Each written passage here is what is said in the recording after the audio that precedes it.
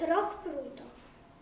Keď umieral mocný král Svetopluk, múdry panovník Veľkomoravskej ríše, pri nohách mu stáli jeho traja synovia, Mojmír, Svetopluk a Preslav.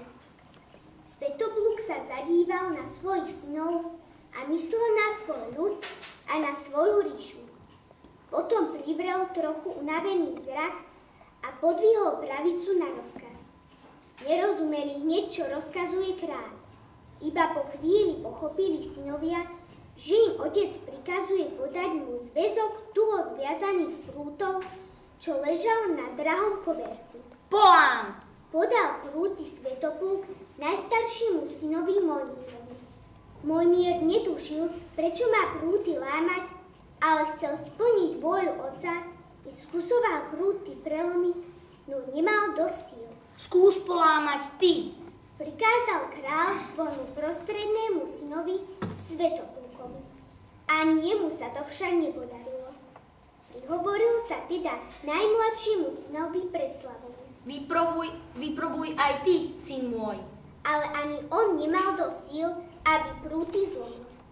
Vtedy kráľ Svetopluk rozkázal zväzok rozviazať a sám nalamoval prút za prútom, hoci mal ruky oslabnuté.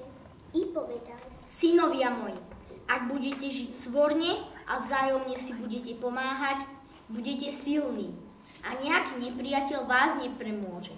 Tak, ako ste ani vy nemohli zlomiť tie 3 prúty, keď boli zviazané spolu.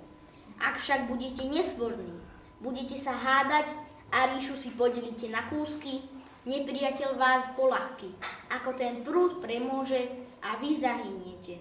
Na to kráľ Svetopluk zomrel. Synovia Mojmír, Svetopluk a Preslav zabudli na otcové posledné slová a napriek jeho varovaniu si Veľkú Moravu rozdelili. Vojnami oslabená krajina sa neubránila pred útokmi Maďarov a o niekoľko rokov zanikla.